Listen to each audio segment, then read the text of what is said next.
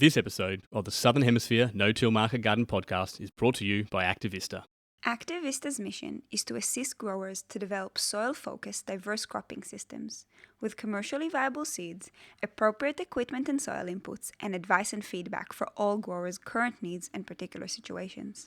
Activista is working diligently behind the scenes to maintain and develop their supply of seeds for profitable market farming. Small bulk quantities are at or near cost price. They have a non-GMO pledge and aim to source the best hybrid and heritage varieties to suit each segment and conditions of growers' needs nationally. Activista takes the battle out of importing specialized tools, providing sales and warranty support with all of their equipment range. They carry most, if not all, parts and have a direct line of communication with suppliers. Activista encourages customer feedback and gives personal attention to all inquiries as they see this process as a vital part of our vibrant, developing organic community. This next episode is also brought to you by Curly's Ag. Curly's Ag has been in the business of developing and manufacturing innovative ag tools for the past 5 years. In that short time, they have amassed an impressive range of new and patented tools now readily available for you. Curly's Ag is home to the world's only commercially available battery drill-powered power harrow, as well as Curly's Cracker 2, an automatic broad fork making soil prep and ease in any condition. Curly's Ag is also known for the Elia 3000, a multi-purpose tilther, mulcher, and bed former all rolled into one, as well as the most recent and anticipated tool for every farm, the Hand E. The Hand E is redefining the market garden toolkit and taking the hard work out of farming. It can lift 300 kilograms with ease and smoothly maneuver over your garden bed without damaging crops. The Hand E's PDO powers the Elia 6000, mulcher and tilther, a power harrow, an auger, a compost spreader, a harvester, and more attachments. If you like to know more, please jump on their website at curlysag.com and feel free to contact them for more information. Curly's Ag are distributing in the US and soon opening up in Europe.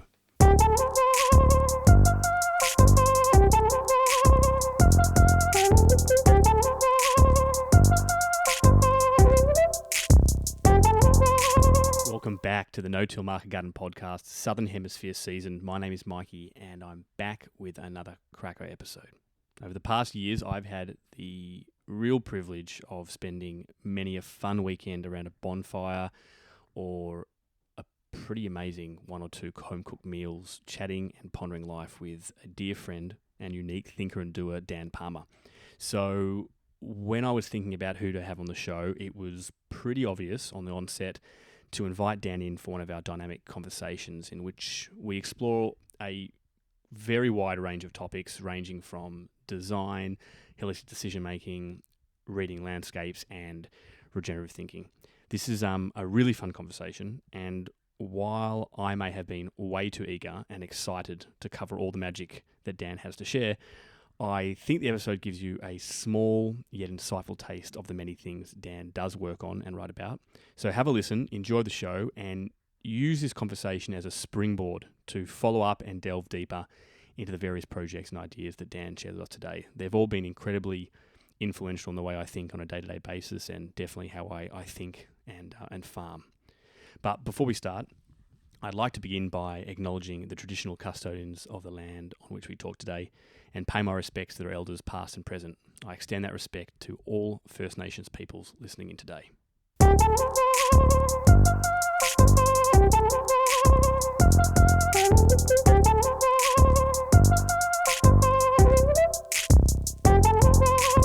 Dan Palmer, welcome to the show. Mikey, my friend, it's a pleasure to be here with you. I know, Dan. I've as I said to you just a second ago, I'm just so pumped to chat with you. I get such a kick out of every time we match up, we meet up. Obviously, we're great friends. So that's always super fun. But I always seem to dive down plenty of rabbit holes when we have chats. So yeah, part of the reason coming on was just you're a man of many talents, and there's so much that you can share. You've shared with me. So I'm just really excited to kind of dive into all those topics and see what comes out.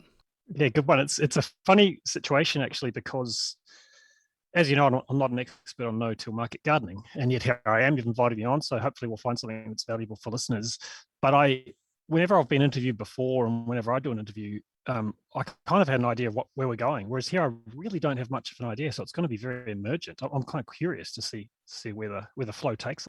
Well, and you're spot on, but the reality is, like, so much of our relationship like I've gained so much from a lot of the work that you've done, and use that in my own personal life and in my work life. And like we often discuss, there's such a crossover between so many people's personal lives and work lives, or maybe there actually should be more of a crossover between our work and personal life. So that's, as I said, there is so many crossovers. So let's dive in and see where it takes us. So I actually want to just, like, we haven't had a good catch up in a long time, in the sense like, Dan, what have you, like, where are you right now?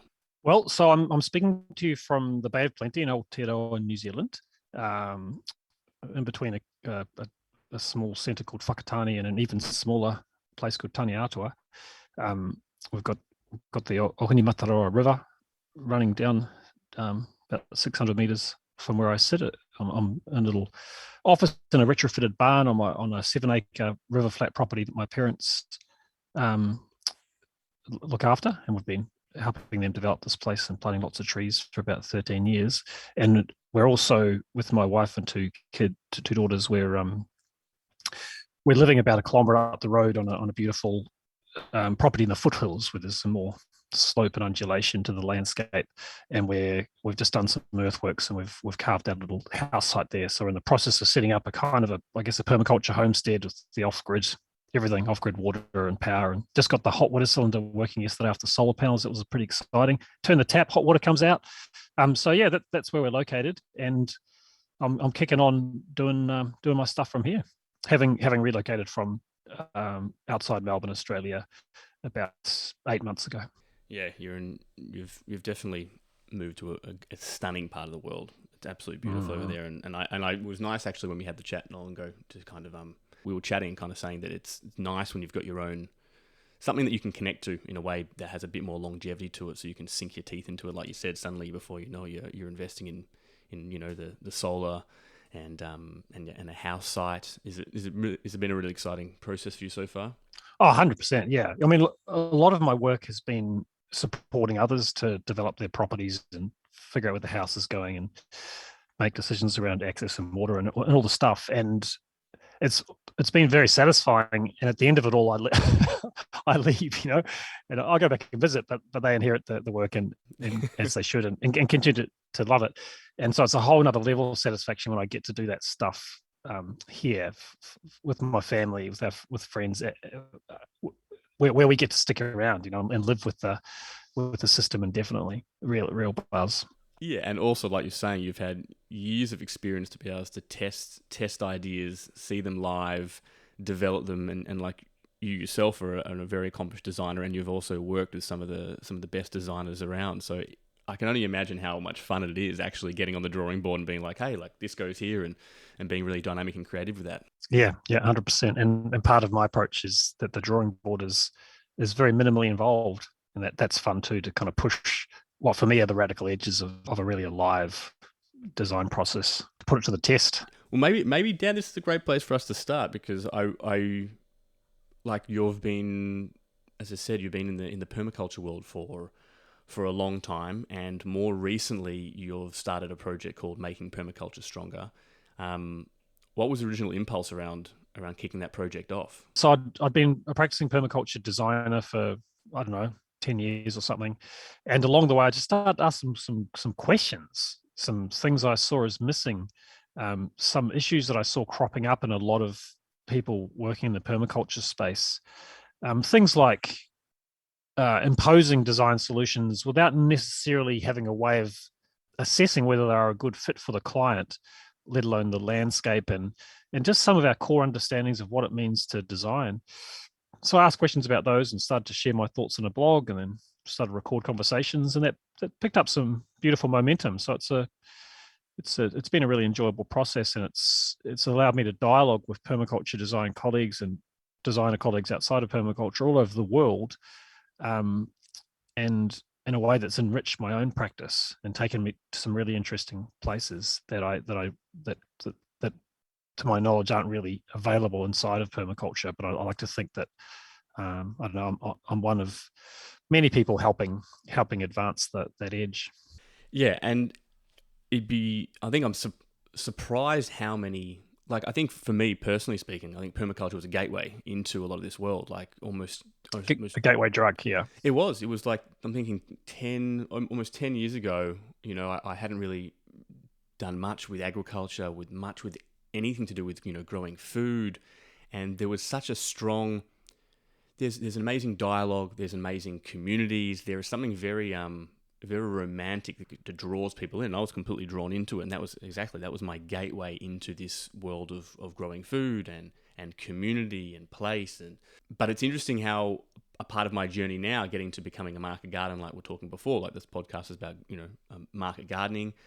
I actually ended up drifting quite far from this from the permaculture movement, and a part of me kind of maybe knows. I'm not really sure exactly why I drifted, but I really want to ask you kind of what does permaculture have to offer?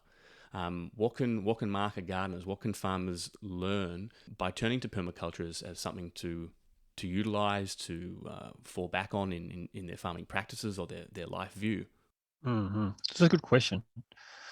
Well, I mean, like probably one of the things that got you fired up initially, and me and many others, for me, permaculture helped me get excited about this idea of having our cake and eating it too, in the sense of, oh, right, like to be a human isn't to be necessarily to be a destructive force where the best thing we can do is remove ourselves and let nature sort itself out. That humans were and potentially again can become like functional, positively contributing aspects within a wider ecology, and that there's all kinds of practical things we can get on with today, including just taking more control over your own food production and all the rest, the waste streams and energy streams, etc.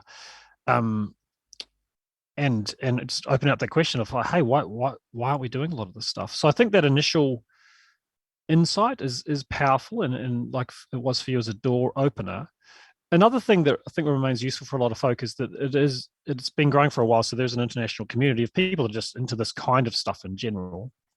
And yet a big focus on making permaculture stronger is encouraging a healthy dialogue about the fact that permaculture is a young approach, and like everything, it has its weaknesses. And I know for a lot of people like you, they've drifted away from permaculture or consciously decided to leave.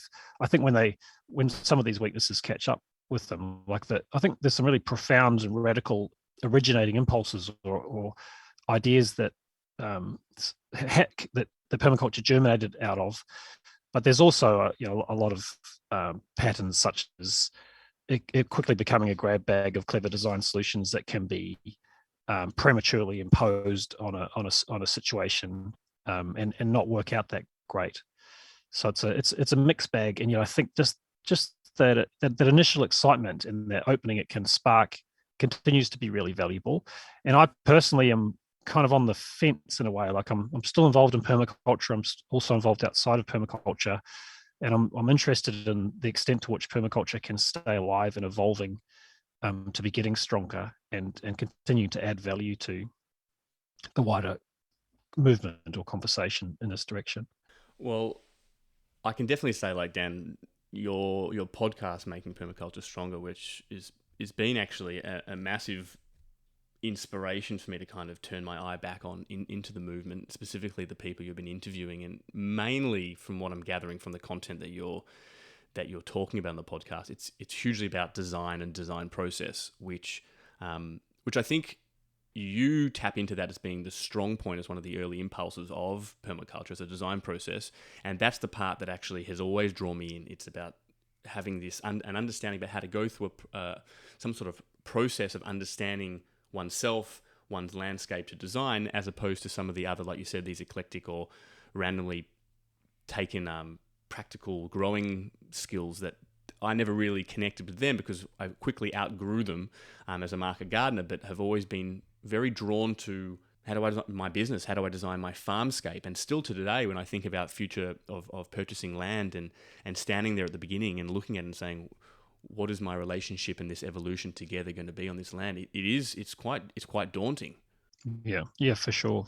Yeah, looking back, that's one thing I'm grateful to permaculture for, is just bringing my awareness to the fact that we do create stuff. We do design and create stuff every day, whether we acknowledge or notice it or not. And it's a skill. It's a human capacity that has become kind of bastardized and dysfunctional in so many ways that we can tune into and recover and get better at. And it got me started on that journey. And I've had to go outside permaculture for a lot of the stuff I've needed, but I'm grateful for it opening that conversation. Well, can we tap into that a bit, Dan? Like I'd ask you, and this is me personally, kind of asking you, for someone like me, and I'm sure plenty of people listening who are farmers themselves, or either existing who are on land themselves. What are some of the paths that you'd recommend to go down? Because, like I said, personally for me as well, Dan, me and Kez often get this analysis paralysis for starters. Like we feel like we've got to have this. If we don't have a complete blueprint for how the farm is going to look in the future, I don't know what to do. I'm kind of like, well, I don't even know where to start until I've got the endpoint in mind. And I think there's a lot of people that feel that way in terms of starting a farm. It's either that approach or the other approach is, which you somewhat saw at Mossy when we were farming, whereby it was the opposite. It was very like a paintball gun approach, where we were kind of just like, all right, this is going to go here because that's where it can go now, and this will go here, and there was very little cohesion. Yeah, for sure. Yeah, let's dive into those and try and kind of explore them in ways that are useful for folk. So one of the early weaknesses I found in my own work, I mean, I remember a disastrous early project where, working with a colleague, we recommended a bunch of these giant swales, these water infiltrating trenches on contour that you can easily get excited about in permaculture and are often imposed willy-nilly, whether they make sense or not. And so we organised $8,000 worth of earthworks that a client paid for, and then for various reasons decided they didn't like, and they undid them all. So it was this massive disaster and created a lot of chaos and depression and stuff for me. But anyway, coming out of that, one thing I realized was that I just didn't. I knew a little bit about this idea of reading the place, like what's the slope and the aspect and the soil and whatever. And we can go into that more if folk are interested, because I think there's a lot of unlearning and relearning we can do in that regard. And part of that's around rushing to intellectualizing and analyzing, but being in a space prior to all of that. But what I realized was that even though I had some capacity, some early growing capacity to tune into the reality of a place, I had no ability to tune into the reality of a person. And the fact this was a unique being with their own desires and hopes and dreams and preferences and all that.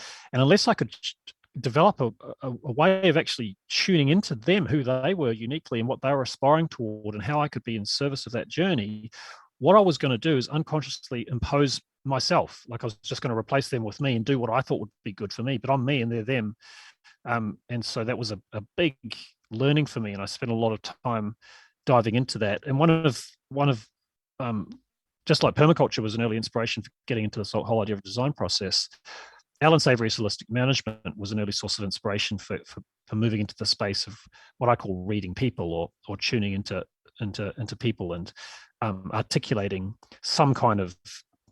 Often we talk about this idea of a context. Savory called it a holistic context, but articulating some sort of concise, deep, focused, accurate, and resonant, or spirit and will evoking statement of what they're about, like the deepest answer to the question, why are you doing this in the first place? And that's been a really exciting journey. And I've since developed that into what I'm calling holistic decision making. And I'm really enjoying working with folk, including a lot of market gardeners in that space. So that's one thing. I've got about 4 things here we could explore, but that's the first one that came to mind. Well, yeah, keep them down. Well, the context as well is that's kind of how you and I met in a way, Dan. Kez and I were running the farm, and things were going really well. The business was kicking off, but at the same point, we were feeling a little bit down in the dumps. We were burnt out, and we were unsure how to kind of hold the reins of the business. And that's how we reached out to you, because you were running at the time these holistic decision-making workshops, and we were like, this is something that we need. We need to kind of, like you said, we need to get a hold of what we're about, or kind of how do we make decisions, and called you out to run that workshop. So it's interesting how that has been a major impetus in our relationship together, Kez and I personally, and also in our business for developing and moving forward. So I think it's an amazing tool, which I'd love to hear more about, because that is a great point for us to be discussing. As you said, you've worked with a number of market gardeners who have also found it incredibly useful, including Nat Wiseman, who we've actually had on the show. I know he's been using your tools for quite a while. Yeah, well, so holistic decision making. I mean, to give listeners a high level um, sense of what it is, I boil it down to four what I call core practices, and they're not steps that you do one after the other. Then you're done. They're four practices that you embed and make habitual in your day to day life, and they all continue at the same time. And the first one is I call it articulate how you want your life to be. As I say that, I put it into a song with my kids the other day. Articulate how you want your life to be. Anyway, my kid's been singing it on repeat. It's become a bit of an airworm in the house bus. So articulate how you want your life to be, and that's about reaching into your heart and soul and getting really deep. Because so often when we ask the question, I'm going to be a market gardener or this kind of gardener, or I'm going to head in this direction, we go back as far as one or another kind of a goal or an objective, but those aren't deep enough to really kind of source the juice of who we are and provide us with enough kind of just fuel, energy to get us through the inevitable hard times. And so going deeper than goals into this question of what is it that brings me alive as a human being or brings us alive, if you're doing it for yourself or for a partnership, or if you're starting a business, what are the core things we need to feel are true day by day, week by week, of our experience of being part of this, if it's going to enrich our lives and nourish our souls and bring us more alive, as opposed to drag us down and burn us out and stress our finances, stress our relationships. What are the core ingredients of this being a deep, fulfilling success? And that is really hard work, and I've developed my own set of tools and questions and processes for helping people dive into that space. But there's no one way of getting there. But unless you get there, unless you have access to that stuff one way or another, you can't go any further with holistic decision making. So that's the first bit, is like dive deep and find a really focused, specific, tangible, uniquely you articulation of why. Why are you doing this? What is it that you're about that brings you alive? And you've been through that process with me. That alone has been a tool that I've fallen back on, because I think sometimes, like you said, a lot of people feel a bit eked out about writing down what really means a lot to them. But the process of writing is a very therapeutic one, which even literally the other day, Kez and I were actually thinking about a couple of things, and I went back to my statements and I looked at a few of them and I was like, oh yeah, okay, that's actually nice. Like, it was almost like an old Mikey had just kind of read something back to me, which was a really beautiful moment. Yeah, that's right. Past Mikey had a chat to present Mikey. Yeah. In a way that gave future Mikey a heads up. Completely. Yeah. Let's move on to the next tip for sure. Yeah. So once you've got some clarity about your deep context, what matters to you, then the next practice is notice where you are relative to that. So I'd love it if this was true, if this was true, if this was true. Usually, there's about 7 or 8 or 9 distinct statements, and if it's for something like a business, you'll also have what I call a core intention, a purpose statement that really hones in on the direction you're heading in. Noticing where you are. The second practice is about saying, "Great, that's all very well," and we could articulate that beautifully and put it on the staff room wall or the fridge or whatever, and look at it and pat ourselves on the back. But quite possibly nothing will change unless we find ways of injecting it into our daily decision-making processes. And so the second core practice is about noticing where you are relative to where you want to be or how you want life to be. And again, there's some processes I use to do that. And personally, I do that every single day. It's how I start every single day. Is I have my own personal statements of what matters most to me as an individual, what is supremely important for me in my life, and I just ask the question: how's each one tracking? How am I going on this one? How am I going on that one? How am I going on that one? And that gives me access to this amazing tension, this tension between what I really want to be true and what is true right now. The fact that these are different is something that I embrace, and I get excited to move into the third practice, which is make decisions that close the gap. Make the decisions that propel or move the reality of my life into alignment with that which I most deeply desire, which by definition is an incredibly enlivening and nourishing experience. And then just to round it out, the fourth practice is summarize it as staying awake. So you might have done the work of getting clear on what you're after, what you're about, what you want. You've done the work of tuning into where you are. You've done the work of making decisions that close the gap between those two. Then you got to stay awake, stay conscious, stay present, stay aware, and notice when you deviate. Because we live in a fast-changing, complex world, and there's all these forces coming at you from all directions that will blow you off track. And so you want to be vigilant and set up so you notice when you start to drift, and so you can make a new decision. You can get yourself back on track, and so it goes. And so holistic decision making is the ongoing practice of all four of those things simultaneously. And it's hard work, and yet for me and a lot of the folk I work with, it's incredibly rewarding because you actually start to move into the space of being a person whose life is organized around what matters to you. And that's pretty rare in this day and age, that your life, like the shape of your days and your weeks and your months and so on, and then zooming out the shape of your life as a whole, is organized around what most deeply matters to you. So many of us spend days and weeks and months and sometimes our whole life chasing all these other things that seem urgent or seem like they need attention right now. And along the way, we're neglecting what it is that really makes us sing, and it brings us alive. I love it, Dan. It's such a beautiful reminder, like you mentioned before, that decisions and life, it's dynamic and it's alive. Making a decision to do this or to be a certain way, it's not binary. It's not suddenly you decide and it happens in a click. It's something which is very, very much alive.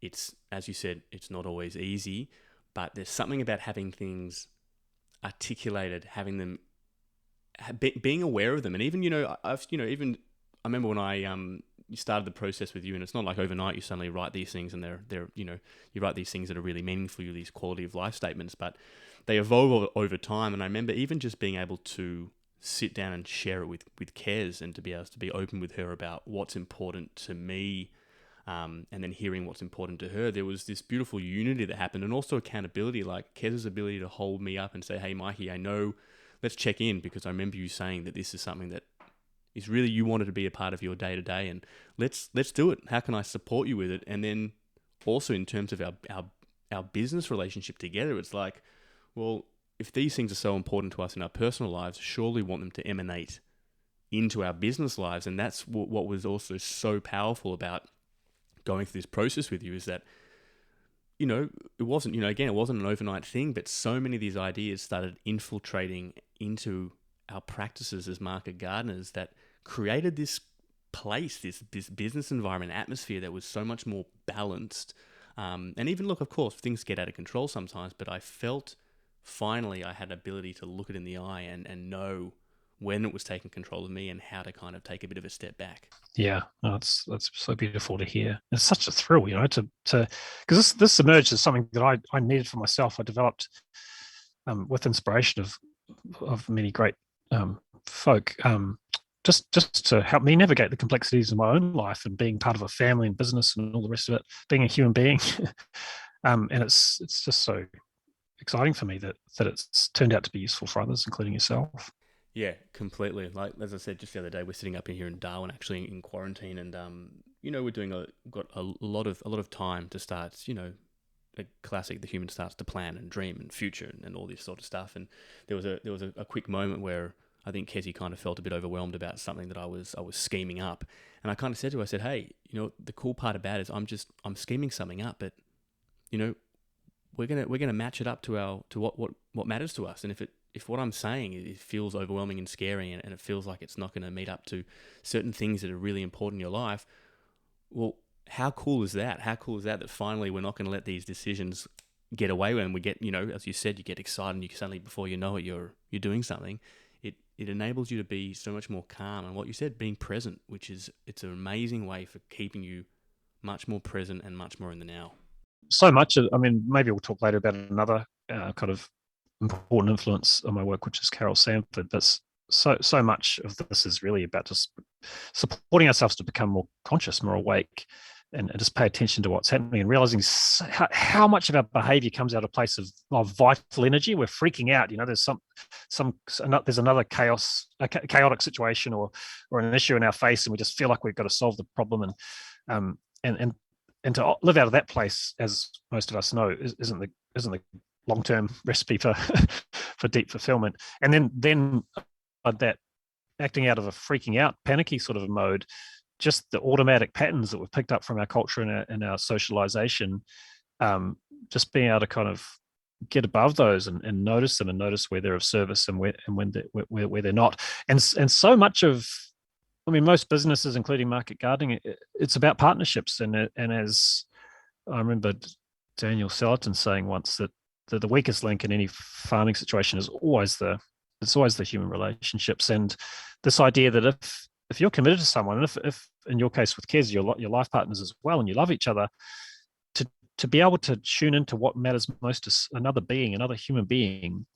If you love that person, then you also love what matters to them, and suddenly you realize that unless we can move forward in a way that honors what matters to you and what matters to me, we don't have a proposition here. So if it's a business partner, this was enormously helpful. And the business, I'm part of Very Edible Gardens, it just wouldn't be around without this stuff, because I got to realize that my co-director, my co-partner in the business, Adam Grubb, he's a very different person to me, and he valued different stuff. You have to accept, so that's what you value, that's what you care about, that's what brings you alive in your heart of hearts. And unless I can get that and honor that in the decisions we make together to navigate this thing, you're going to leave, because by definition, these are the things that matter most to you. So if they are burned and broken and neglected, you're gone.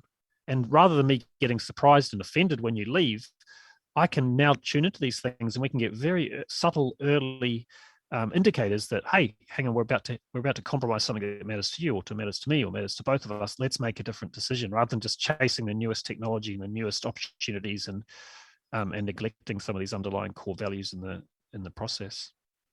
Yeah, that idea, which I've shared before on the show, the idea of clear is kind and kind is clear. We're about, like you said, just having a better understanding of who the people are around us empowers us to, as you said, either support them better, and also just to better understand them, so that you can form those relationships and make things a lot smoother. And I know that you, Dan, you helped us out, me and Kez, once as well, with a relationship that we're working on with a couple as well. And I remember how empowering it was through, there was a lot of dynamic moments in there of emotions all over the shop. But I remember at the end of the process, first of all, how I felt for myself, so much more clarity around what was important for me. And even though there was a lot of emotions towards the people that I was working through, a whole lot of, lease agreements and all sorts of stuff, there was also a huge amount of empathy, which grew out of that scenario, which you're talking about, when you suddenly can understand someone else a lot better and where they're at. A lot of empathy grew in me and enabled me to be a lot more calmer in my approach to the scenario, and understanding that we all have certain needs and we all have these quality of life and we all want to live our best selves. But humans are so complex, and when it comes to business and relationships, it's just a giant emotional, I don't know, something can be a big emotional mess, and having these tools is super handy. Yeah, for sure. Yeah, it was such a breakthrough moment for me, because I realized that unconsciously I had an automatic pattern in my business of getting pissed off at Adam. And when I inquired into it, the reason I was getting pissed off at him was because he wasn't as like me as I'd like him to be. Yeah. he was terrible at getting back to emails, and he was terrible at navigating to design jobs and all this. But it wasn't until I realized that, he's him. He's not me. I'm me, and I'm already taken, and he's different from me. And I not only can, but I have to let him be who he is, and be excited to learn about what matters to him. And co-design a pathway forward together that really honors that, which is when stuff starts to, the magic comes, right? Things start to shine. If you can create a holding space where within a collaboration, not only is the entity itself, be it a market garden business or whatever it is, supported to evolve and grow and thrive and shine and all the rest, but it's providing a space in which the individuals involved are also being nourished and supported to grow, and it can shift and adapt to support them to express their kind of latent potentials and possibilities. Oh my God, it's a really beautiful thing. And then you zoom out. So we're getting to a framework here. Sometimes it's called lines of work. So you're developing yourself inside the development of a collaboration with a group of like-minded others pursuing some common aim.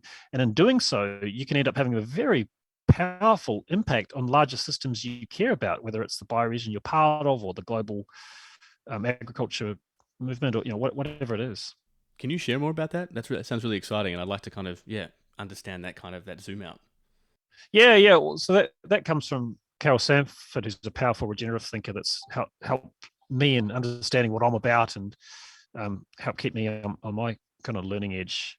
And one of the tools, you could say, or one of the things that Carol uses a lot of these things called living system frameworks, and there's a lot of them, and they're all just kind of clear ways of noticing stuff in our experience. And this one's called the 3 lines of work, and the idea is that you've got to be working at all 3 lines, and it's very easy for us to get out of balance and focus on one or two and neglect another one.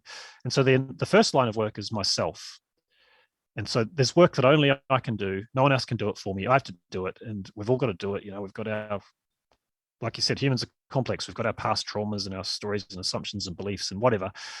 So there's work for us to do, including the work of clarifying what matters to us. So we want to keep ourself in growth and evolution. We don't want to be left behind. So that's the first line of work. And if that's not happening, regeneration isn't possible.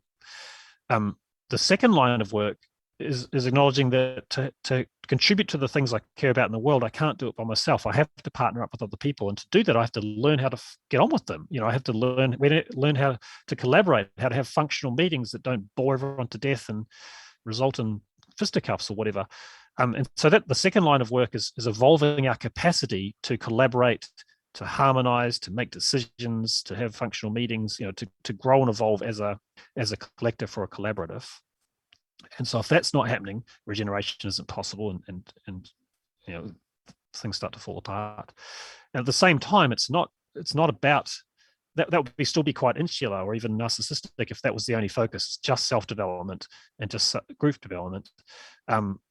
The point, what both of those things enable, is us to have an impact in the world on larger systems that we're nested inside, that we care about. And you can see how our capacity to impact those larger systems, like, for example, if you look at, there's so many examples in the activist world. Like if you look back at something like the start of Greenpeace, they started at the third line of work. What we want to save the whales, we want to have this positive environmental impact or influence the larger community in this way or that way. And because they doubled down or tripled down on that, and they neglected the group dynamics as well as their own individual development, they ran into all kinds of issues and collapse and rebirth and all that kind of stuff.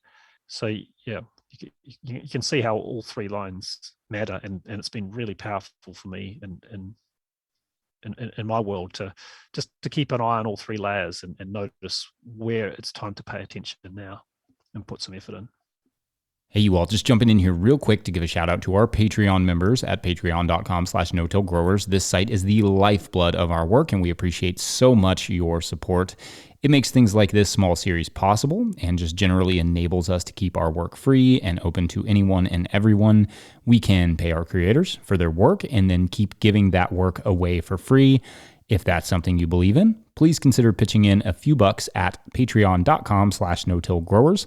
Also, there are some perks there, like first dibs and discounts on merch, books, events we do in the future, and at a certain level. Or if you just bump up from one level to another, you get a shout out on the show. So big shout outs this week to Susan Feathers, Veggie Cropper, Stephanie and Alex from Blue Berwyn Farm, Stephen Smith, Alberto Diaz, Ojai Roots, Scott Harris, Earthcare Farmer Jane Murner Cynical, Asia Smith, Scott Snodgrass, Andrew and Haley Keeler of Avoda Sustainable Acres, Jay Mill, Tony Lopez, Thomas Eliason, Judson Taylor, John Mills, Grown Up Farm, Jacob Arthur, Clara Coleman, Bob and Ann Patton of Hexhamshire Organics, Jared Kirst, Jay Armour, Dan Brisebois, C. Max Small, Jay McCombs, Tim Baldwin, Marc-Andre Giroux, Esoterra Culinary, Steve Larson, Jean-Martin Fortier, Yannick LaPlante, and Jen Lawrence. Big thanks to anyone and everyone who supports our work in any way that you can.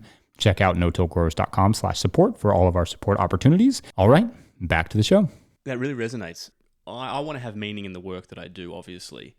And I want to have an influence on the community around me. I want to be growing food in a healthy way. I want to have, as I said, a team that's exciting. And I want to make sure that, as I said, whether I choose to have a CSA and be selling food to people around me, there seems to be this idea I want to do good in the world, and sometimes I get overwhelmed of like how, first of all, how do I do this? Am I doing it the right way? And the second thing is that this idea, like you popped up, this idea of regenerative farming is becoming more and more in the foreground. And there was a period of time where I would identify with being I'm a regenerative farmer. I'm doing good for my soil and stuff. And recently, and also thanks to some of the work and the conversations I'm tapping into with you, I was also, what is this idea of regenerative and this kind of regeneration that I'm hoping to do in the world through my work? And I've been a little bit overwhelmed lately in trying to unpack and understand what it is. You can kind of hear in my voice I'm a bit overwhelmed and a bit confused about the whole idea. Yeah. Well, let's go there. Such a fascinating and important topic. So this question of what do we mean by regeneration, or what does the word regeneration have the potential to mean? Where I think we're all conscious that it may already be too late, but at the very least, it's well on the way to being bastardized and banalized and reduced to kind of meaningless waffle like organic and sustainable, etc. But Carol Sanford's helped me a lot with this stuff, and she's been working with this word for over 40 years. And it might be useful to explore. You mentioned the idea of doing good and stuff, and another one of these living system frameworks that Carol's developed is called the levels of paradigm. I reckon it's probably useful to explore that together. How does that sound? Yeah, definitely. Well, it's one of the questions that helps me answer is what isn't regeneration? It's like a process of elimination, and so there's these 4 levels of paradigm. The first one is called extract. Well, it's called value return, which is about getting a value return. And the idea with these levels, we're going to talk about 4 levels, and as we go up the levels, we're able to hold more complexity and align more with life and have a greater impact. But that's not to say that there's anything good or bad about a particular issue. Like if a fox doesn't catch enough rabbits to get enough calories to keep catching rabbits, it's not a fox anymore, it dies. So getting a value return is not inherently bad at all. It's a crucial aspect of making a profit as a market gardener. That's about getting a value return. And then there's the shadow manifestation of that level of paradigm, which Carol calls extract value. So that's when our core focus becomes extracting as much value as we can, mining as much as we can out of the soil or the community, whatever it is, selling it for as much as we can, just maximizing personal value or shareholder value. And extract value for a long time has been a defining focus in modern civilization and modern culture. And of course, that's definitely not regenerative, and that's created a huge amount of the fallout and the pollution and toxicity and damage and decimation, socially, ecologically, and so on, that the second level of paradigm emerged as a reaction to. And the second level is called arrest disorder. So this is the arrest disorder energy is about saying, hey, these global gas and oil corporations, in chasing profits, they're decimating coral reefs and local communities and oil spills and whatever it is. We need to push back. We need to fight back. So a lot of, well, in a way, you could say all activism is coming from, or at least the bulk of activism. Let's be safe here, but it is coming from an arrest disorder place. And another way of thinking about arrest disorder is less bad.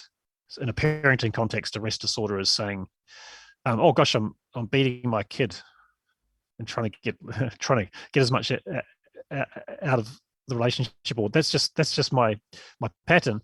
Arrest disorder is I'm going to beat them less. I'm going to do less of this bad or harmful thing. So the energy of arrest disorder is reducing bad. So I'm going to do less soil erosion. I'm going to do less chemicals. I'm going to do less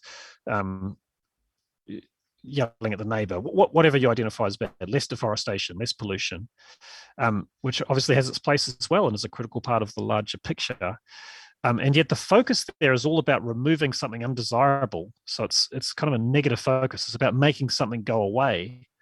And it kind of begs the question of, well, that's all very well. And this is part of where permaculture came from, is people like Bill Mollison in his own way and David Holmgren in his own way, realizing, well, why would we keep fighting against the world we don't want, which is about resting disorder, when we could be actually living into and experimenting with and exploring the world we do want. And so this is where we move from the arrest disorder paradigm to the what's called the do good paradigm. And in the do good paradigm, we bring some definition of good and then we try and do that. We can try and do that good thing. And so there's so much arrest disorder and do good energy in most of what's called regenerative farming, regenerative whatever.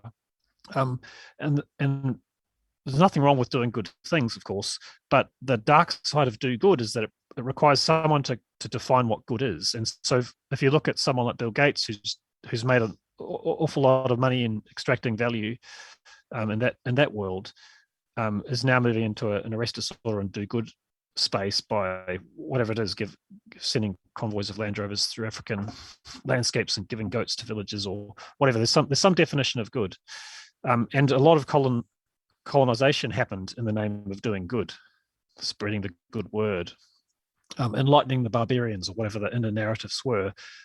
People honestly believe they were doing a good thing, and in more subtle ways that can happen when we do the so-called good thing of saying to someone, hey, you should put swales in your landscape, or you should do this kind of agricultural technique or that kind of thing. We're bringing our definition of good and imposing it on you, and ultimately that creates fallout, and it's disempowering. People become dependent on us continuing to give them good things, these all kind of create the different. They clarify what regeneration isn't, so we can now clarify what it is.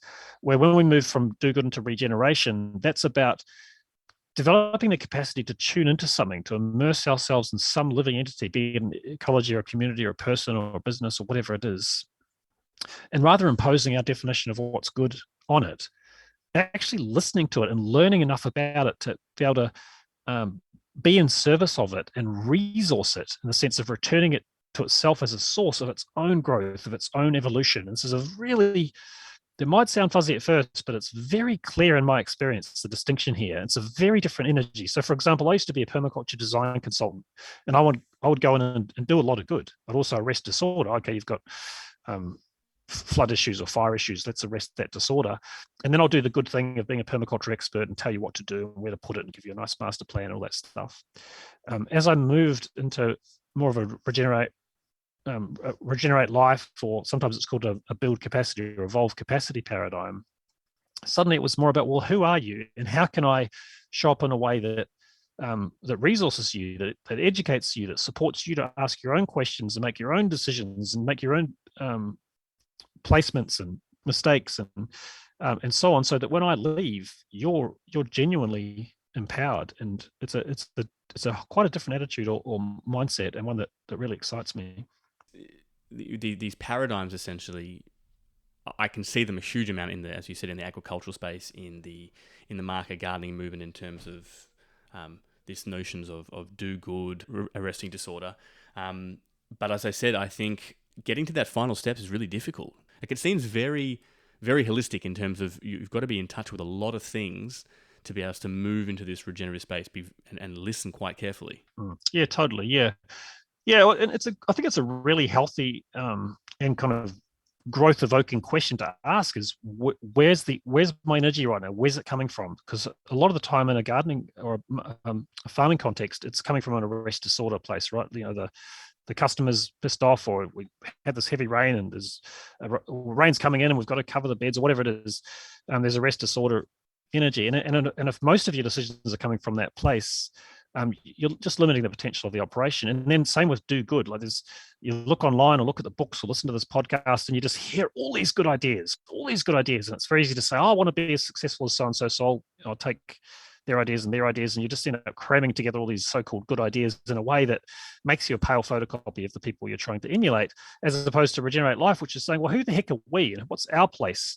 And what would it mean for us to be really understanding who we are, what our DNA is, and expressing our own signature or essence or whatever you want to call it into the world, and then using your growing understanding of that to filter your decisions about, well, how are we going to arrest this disorder, and does this good thing, this yeoman's plow, this two-wheel tractor, whatever it is, does this actually fit into our context to make sense? So this comes back to me, one of the entry points into this is this holistic decision-making stuff, which is, let's get clear on, forget about all the good stuff we could do. Forget it right now for the disorder we've got to arrest enough of it to gain us 10 minutes of quiet.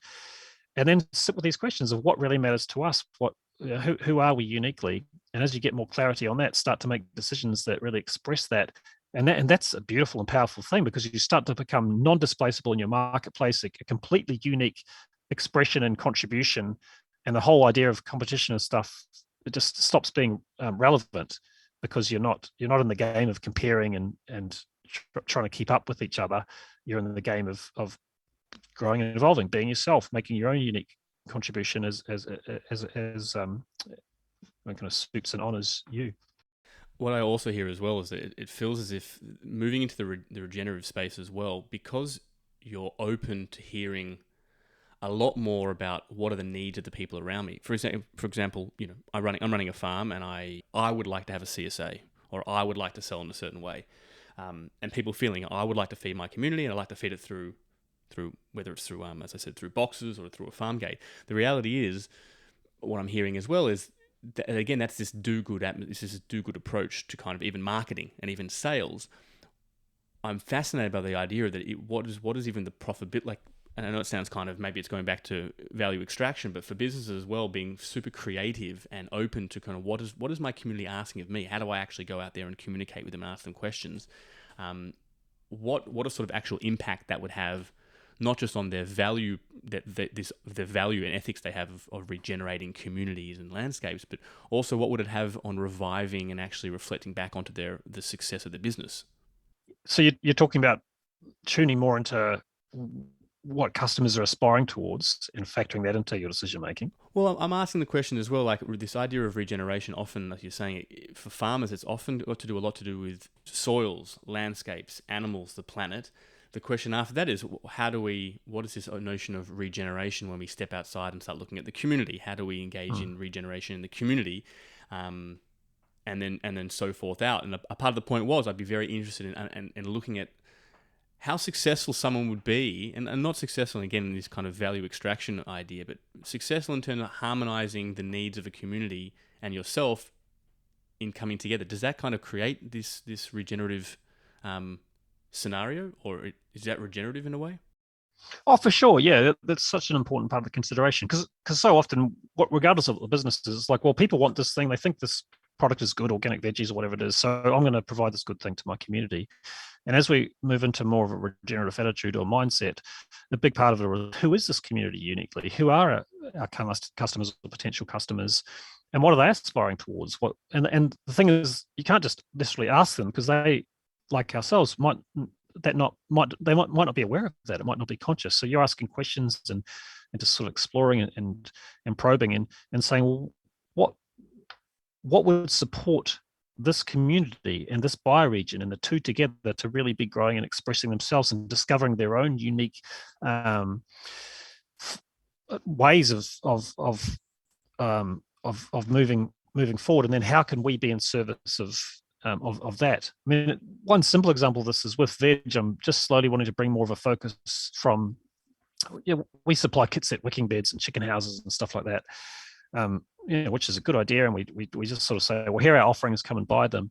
But moving into more of a space of understanding, what is it that our customers are aspiring towards, and how can we provide a stepping stone for them? And this gets us more into the space of, well, people are aspiring to take some steps, perhaps baby steps, but steps nonetheless, towards more self-reliance, towards more ecological connectivity and so on. And it just turns out that they see our products as a potential stepping stone. And so as we go into that space more, that will generate different ways of communicating, different actual offerings, and it also kind of evokes and grows more motivation in us, rather just to spit out as many chicken houses as we can, to get excited about the fact that we're contributing we're adding genuine value to the larger picture of the people that we're in service of. Yeah, definitely. There seems to be also this process of reaching out, of understanding, of being present of what your needs are as well. The beauty of it as well, it deepens connections, and connections create more meaning and more fulfillment, which is a beautiful kind of, which then links back to this idea that if something is like, I'm throwing this out there, if something is regenerative as well, as a farmer working on a landscape, again, I'm assuming if you're working and regenerating soil and landscapes and water, but you're not regenerating yourself, then you're also missing that main piece of the puzzle. You're missing out on that meaning and potential happiness, which is at the core, again, of fueling you to be able to do those positive actions. Yeah. Getting back to the 3 lines of work. Actually, this is probably maybe quite a simple, hopefully simple and clear way of thinking about regeneration, which comes from generation. So it's to generate again. And looking at the sort of what does it mean to generate? And in this context, what generation means for me is the idea of getting back to the essence or core or source of something, and then growing fresh tissue from there, as opposed to fabricating or imposing, which is like, oh, we'll just tack this on, we'll tack that on, we'll tack this on. And this is about aligning with how the rest of life works again, which is about any living being. It has its DNA, and it's got stuff, nutrients and water and stuff coming in from the environment, but it's growing and unfolding itself to create itself as an organism. So there's all these harmoniously related organs, and we can bring that same way of operating to our businesses and our lives and our communities and so on, and get out of this mechanical pattern of just trying to pull in and assemble all these different bits and pieces, and also what you mentioned earlier, this whole idea of trying to somehow come up with a plan, some sort of blueprint or master plan about how to proceed, which is just never gonna have enough foresight or accuracy to really get us that far, or avoid pitfalls. So how does the process moving forward look like then? It feels like it's almost like like you said, you have to be walking to be able to see where you're going. Definitely. Yeah. And that's a huge part of the work I used to and continue to do. I do a lot less face-to-face design process resourcing these days, and more writing in the blogs and working with people in different contexts with the decision-making and whatnot. But a huge part of it is getting evoking flow, like getting people to start moving, because there's this deep tendency in our culture to want the plan, and often to want an outside expert to come and do the good thing of giving us a plan that tells us where to put everything and how to do everything, as opposed to making some moves, digging some holes, planting some trees, learning, observing, watching what happens. Like I'm doing a review of a new permaculture book called Building Your Permaculture Property at the moment, which, like most books in literature, stresses this idea that you've got to have a design first. You've got to put together a design, and often we talk about detailed designs and master plans first. And where I've gotten to in my own work with the stuff is I just don't do any of that. Like just really relax back into the process and let the situation sort of reveal to you what wants to happen next. And so these days we're putting in major earthworks and driveways and gardens and trees and all that kind of stuff, and we haven't even picked up a piece of paper. It's all happening out in the world in a real live and evolving way. And there's lots that can go wrong. You don't, and there's certainly a place for paper and pencil and computers and all that in the planning, but just relaxing back into this, like, to me, it's really relaxing back into what it means to be a human, to be alive, which is this living, dynamic, ever evolving and changing process where, like you say, another way I like putting it is cross the river by feeling the stones. In hearing that, Dan, there is definitely a part of me that is like, well, how does a person manage that creative impulse in them as being, as you said, being more human, but then also the realities of, as you said, there's financial investment into designing a property, into doing earthworks, in doing roads. Because as I said, that financial element, that risk, is what kind of imprisons the creativity in a way, because it's like, well, I'm fearful of kind of working slightly more on an impulse or trialing that because it's going to have financial. Totally, yeah, and it's a really tricky thing to communicate without having someone walk alongside you to bring them into the experience. Because I'm not talking about dropping planning and intellectual analysis and stuff, and even upfront thinking in favor of intuition or impulse. I'm talking about a deeply rigorous process that honors everything we've got, the body, mind, and allows for the intuition, allows for the impulse, and also allows for the power of the mind and rational decision making and all that.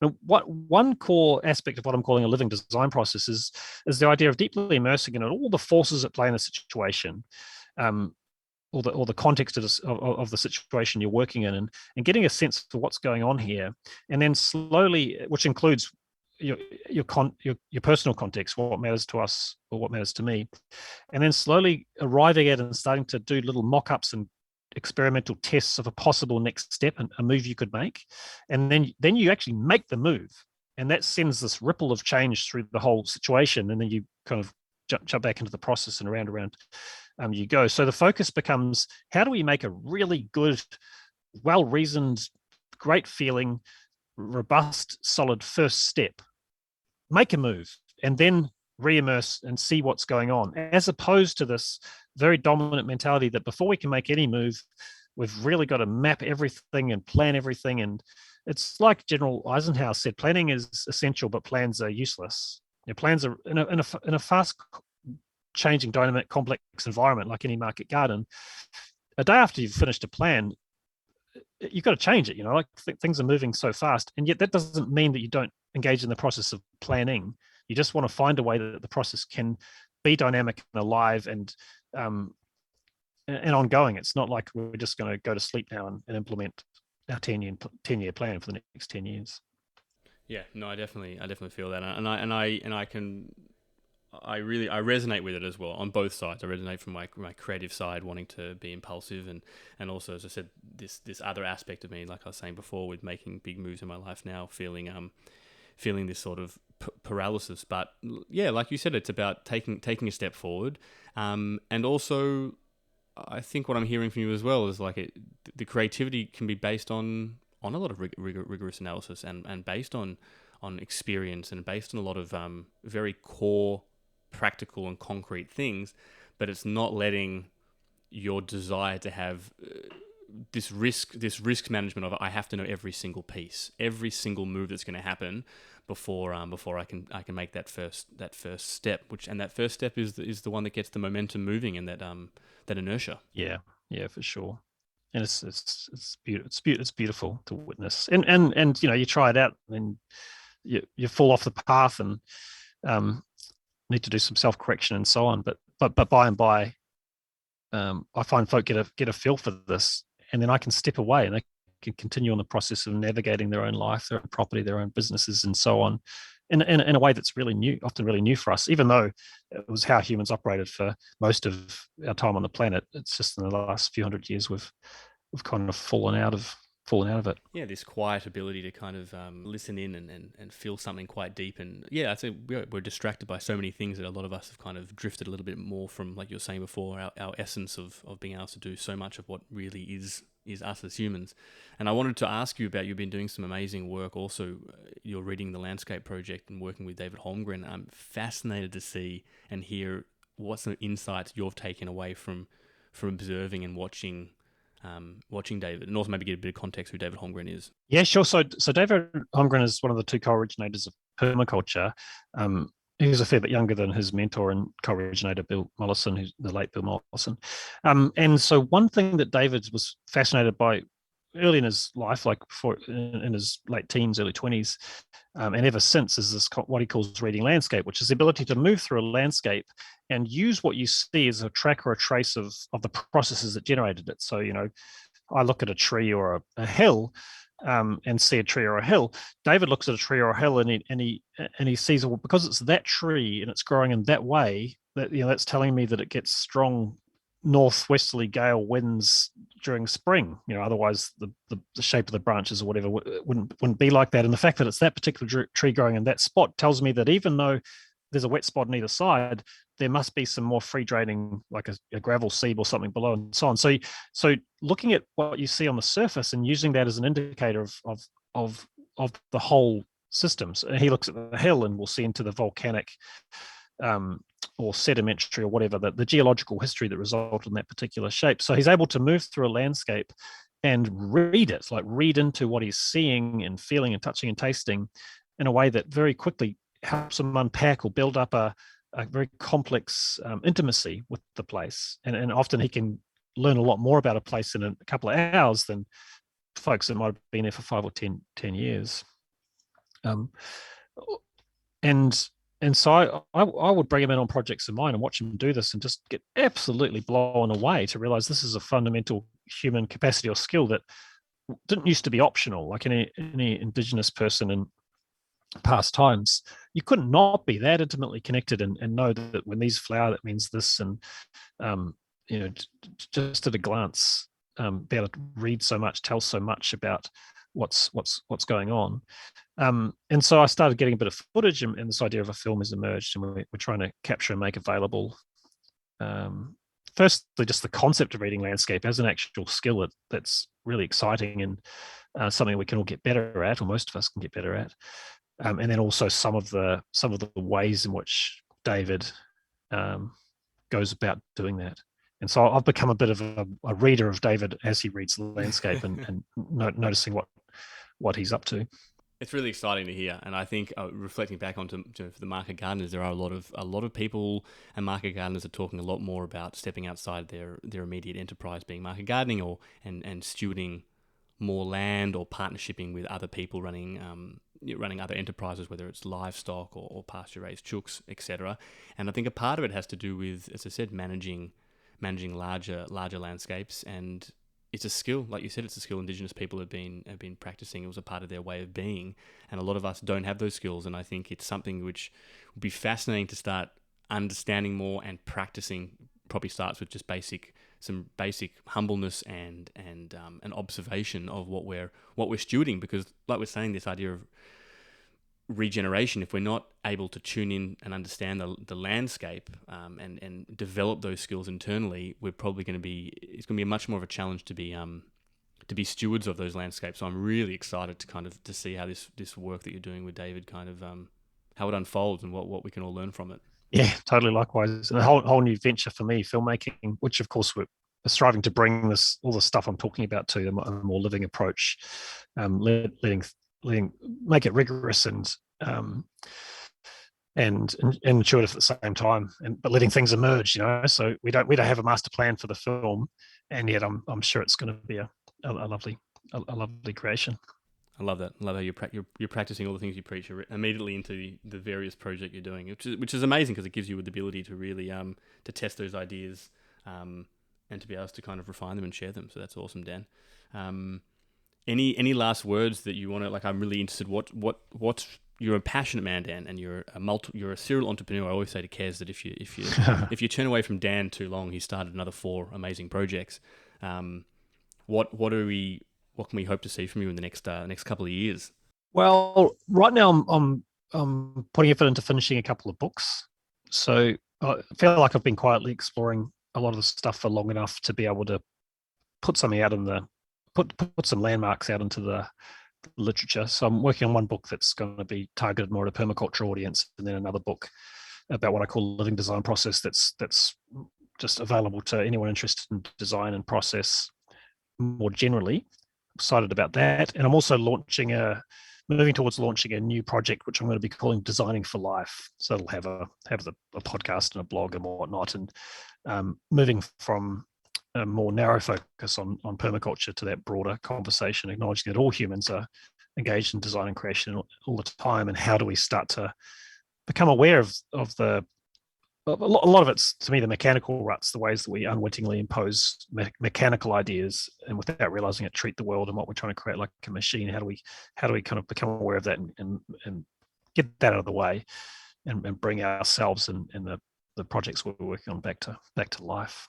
Yeah, it's amazing just thinking about what we've covered in the last hour or so. It's so many of these lessons are so applicable to all of us, and it'll be amazing to keep learning, diving deeper, practicing these things. So it's been a marvelous journey knowing you the last X many years, and always feeding off your incredible energy that you bring. And I know that, as I said, Kez and I ourselves are so much more empowered and clear of the things that matter to us and where we want to go with them.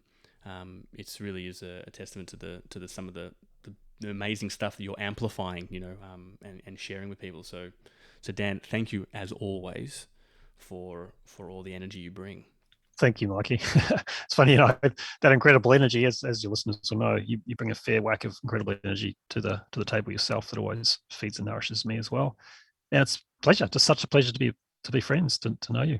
Thanks, Dan. And I'll make sure. Actually, I want to ask you quickly, just also whereabouts are the best places for everyone to find you, because as you said, you've got so many fingers in different pies. I want to make sure we can track you down. So it's makingpermaculturestronger.net.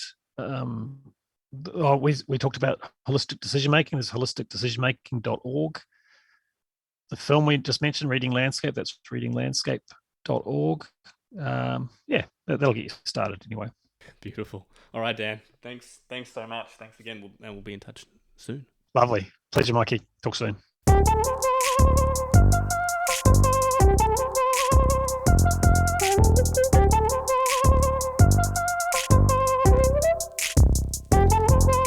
All right, if you enjoyed that show and you're enjoying our Southern Hemisphere series in general, make sure to check out the show notes for all the links, as well as how to follow our guests and our host, Mikey Densham. Consider signing up to be a patron at patreon.com/no-till-growers, or just check out no-till-growers.com for more ways to support our work. This episode was produced by Mikey Densham with help from No-Till Growers. Big thanks to Willie Breeding for the theme music. Thank you all for listening. We'll see you next week. Bye. Kez kind of said to me, she goes, "You're mad." I was like, "Why am I mad?" She goes, you can't put Dan Palmer in a single episode. What is this? We could span him across the whole season. It's like, you know what? I said, first of all, you're not wrong. And the second of all, yeah, like podcasting is a very interesting medium. It's a medium for, it's kind of like, it's a taster. It's a taste of a conversation. That's what it is. A conversation you can't learn everything in a conversation, but people get to eavesdrop in and they take what they can, they get that inspiration, and then they can start exploring on their own. That's the idea, I think.